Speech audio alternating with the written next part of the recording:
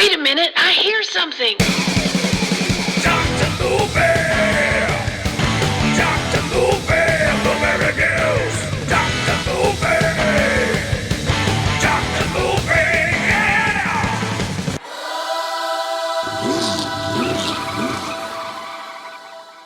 Hey everybody, welcome back to the show, Dr. Movie, one more time. Yep. If you haven't checked out the show before, this is a show that I talk about a lot of movies I don't see many people talking about. So yeah, we cover the classics, the cult classics, but I really enjoy finding movies that you never hear anybody talk about, and they have to fit a certain criteria for me, right? So this happens to be one of those movies. Never seen it before, never even heard of it before, and I keep wondering, how have I not? And what happened was, I was doing the typical Facebook scrolling, right?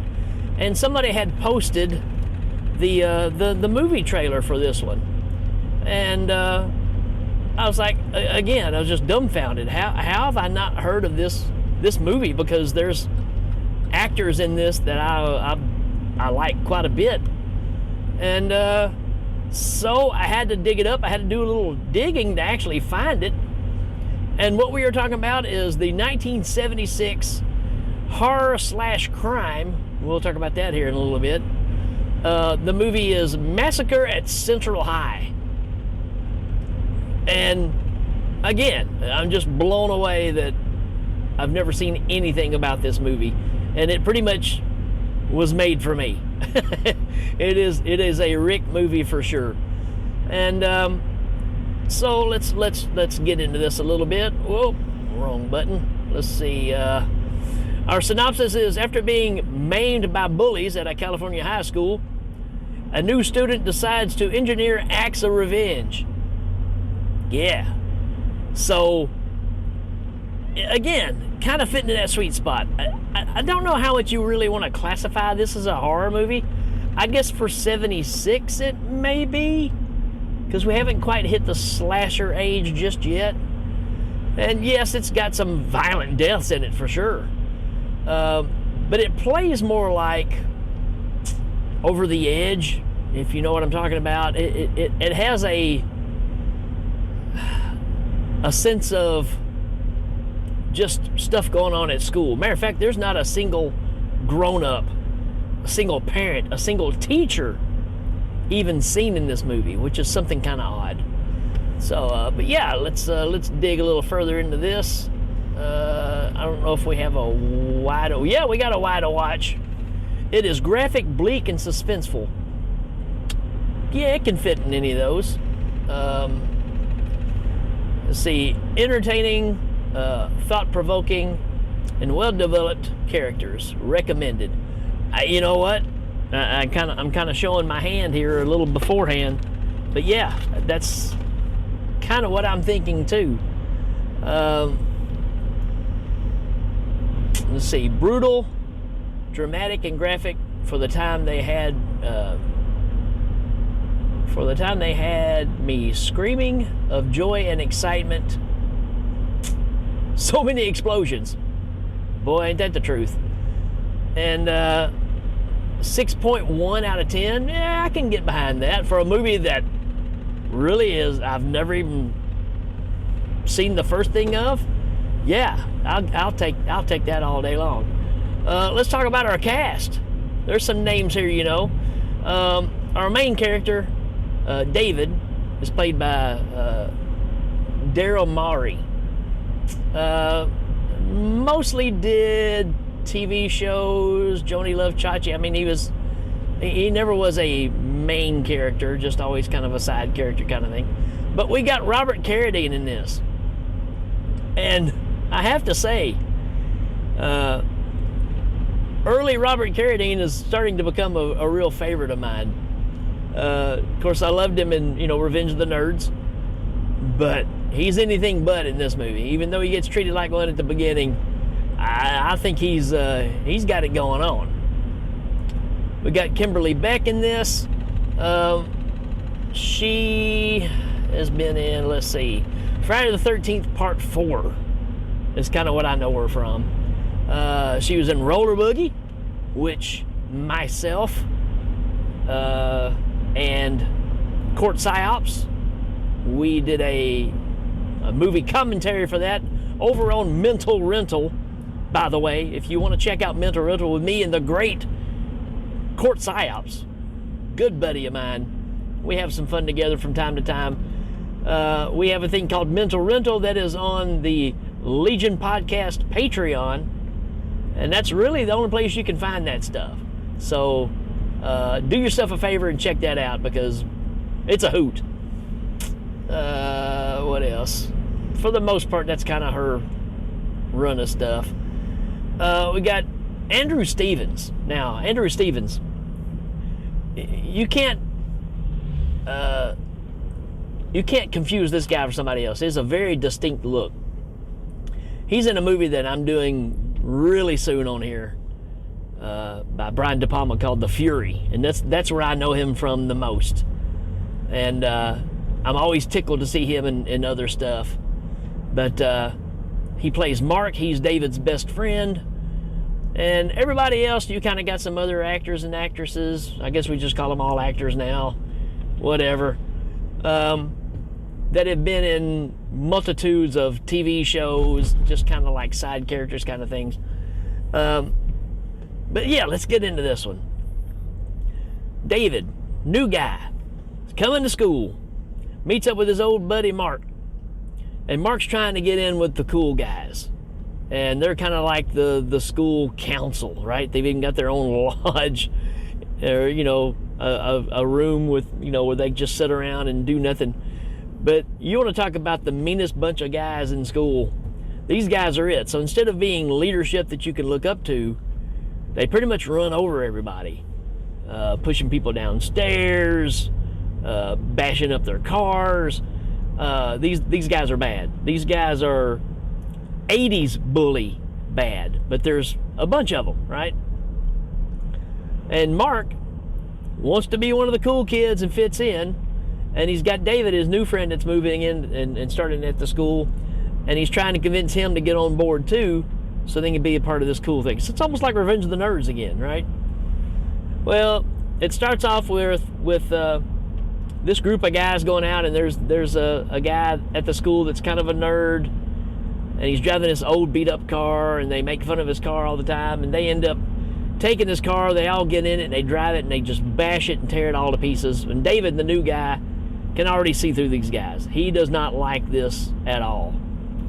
So he ends up taking up for this guy, becomes friends with him, says, look, bring your car over. I don't mind working on it and get it back to running again, because the guy has no money. He lives by himself. I don't think he has parents or anything, which apparently nobody does. So he's being the nice guy, and he feels bad about being even associated with these guys. He also meets Teresa. And Teresa is Mark's girlfriend, and David is kind of falling for her too. But he's kind of a good, loyal friend, and he will not mess around. And then she wants to. They go out and they end up going like skinny dipping together out in the ocean, and they letting it all hang out. And you pretty much see it too. But they don't do anything because, he respects his friend, and he's not gonna, do it. Even though he wanted to, he didn't. There you go. But he still went skinny dipping with it. Here's the other thing about this movie. Nobody is ever super surprised at anything that goes on. This is probably the most laid-back town I've ever seen. And I can elaborate on that a little bit more as we go along.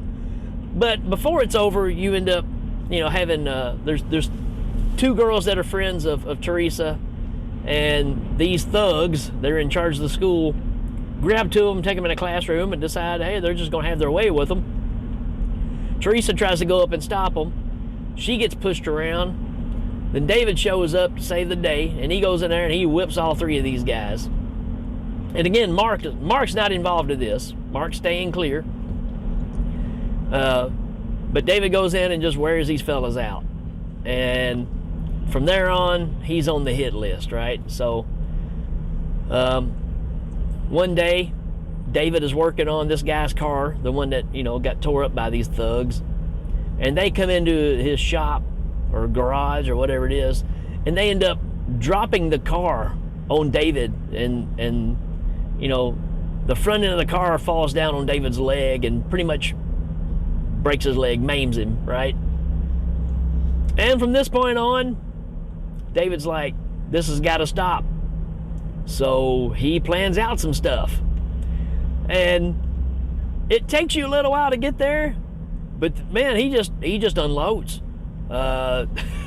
These guys we're California, so their fun thing to do is go hang gliding. So he rigs one of their hang gliders to where the cable's gonna snap. And while the guy's out there hang gliding, it snaps and he goes right into some power lines. And dude gets fried up into power lines, and it looks great. It's really good. The other guy has a van, and he gets in the van after he's been surfing, and he ends up like knocking him out, throwing the guy in the back of the van, and then pushing his van down off a cliff, and it explodes. So there's two of them gone. There's another guy that kind of the ringleader of this bunch. He's into diving, right? And they've emptied out the pool. They're doing some repairs, and there's a note on the announcement board, to make sure that nobody goes in there and gets hurt. And David goes and takes the note off, turns off all the lights.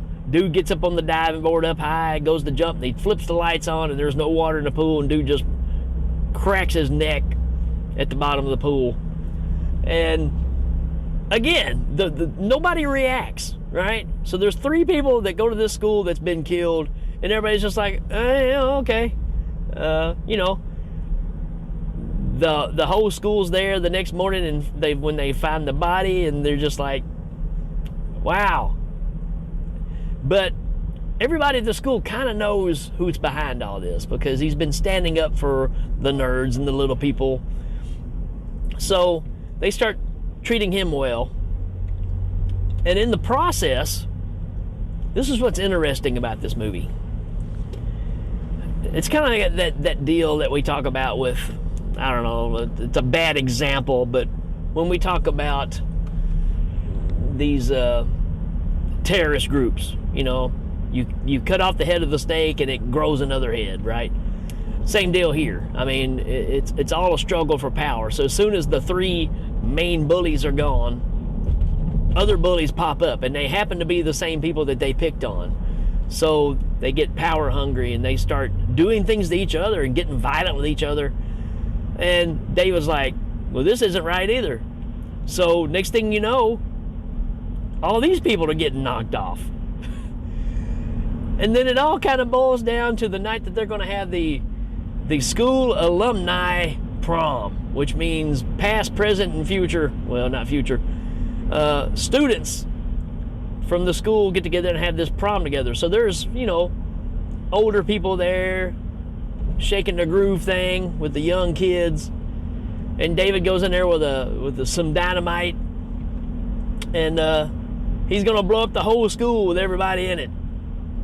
So somewhere he crossed the line.